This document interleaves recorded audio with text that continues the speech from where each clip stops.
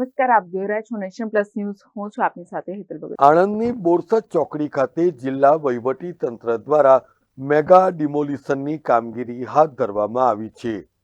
આણંદની બોરસદ ચોકડી ખાતે હાઈકોર્ટના ઓર્ડર બાદ વર્ષો જૂના દબાણો દૂર કરવામાં આવ્યા હતા.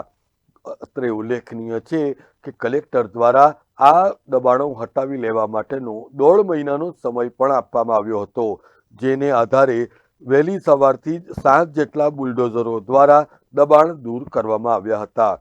50 વર્ષથી વધુ સમયથી ખાડામાં ઝૂંપડા બનાવીને રહેતા લોકોના ઝૂંપડા પણ દૂર કરાયા હતા, જ્યારે 300થી વધુ કાચા પાકા દબાણો દૂર કરવામાં આવ્યા હતા.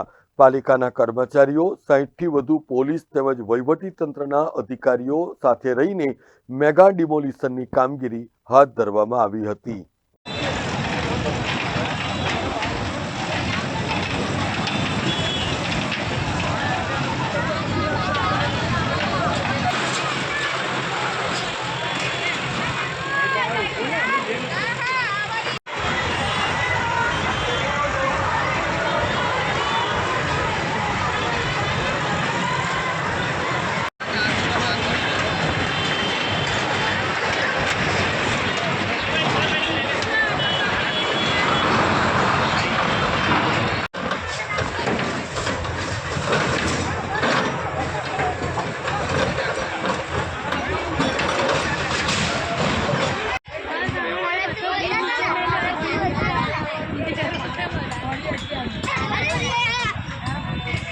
આપણે જાણીએ છીએ તેવી રીતે બોરસદ ચોકડી પર વર્ષોથી જે દબાણ હતા એને નિયમ અનુસારની આપણે નોટિસ આપવામાં આવી હતી.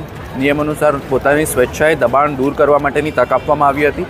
મળેલ માહિતી અનુસાર 150થી વધારે લોકોએ સ્વેચ્છાએ જ પોતાના દબાણો ગઈકાલથી દૂર કરી દેવામાં આવ્યા હતા. જે લોકોના દબાણ બાકી હતા તે લોકોને આજે તંત્ર દ્વારા 7 અલગ અલગ ટીમો બનાવી, સિટી સર્વે સુપરિન્ટેન્ડન્ટની ટીમો, મામલતદાર કક્ષાની ટીમો તથા અન્ય ટીમો મળી અને દબાણ દૂર કરવાની કામગીરી ચાલી રહી છે અને 300થી વધારે જે દબાણો છે અત્યારે દૂર કરી દેવામાં આવ્યા છે. પ્રક્રિયા ચાલે છે ત્યારથી જ બાકરોલમાં 2 હેક્ટરનો એક પ્લોટ તમામ જે દબાણકારો છે તેમના માટે રિઝર્વ રાખવામાં આવેલો છે. આજે પણ એ પ્લોટ રિઝર્વ છે. દરેકે દરેક જે વ્યક્તિ છે, દરેકે દરેક કુટુંબ છે, તેઓને 25 સ્ક્વેર મીટર સુધીનો એક પ્લોટ મળવા પાત્ર છે. તેની અરજી કરી હતી, તેમને સરકાર દ્વારા નિયમ અનુસારની ફીસ ભરી અને 25 સ્ક્વેર મીટરનો પ્લોટ મળી જવાનો છે. દિનેશ પટેલ સાથે Hiren Shah, Nation Plus News, Anand. સમાચારોનો સતત અપડેટ મેળવવા માટે અમારી નેશન પ્લસ ન્યૂઝની યુટ્યુબ ચેનલને સબસ્ક્રાઇબ કરો, બેલ આઇકન દબાવો અને જોડાયેલા રહો ફેસબુક, ઇન્સ્ટાગ્રામ અને ટ્વિટર પર.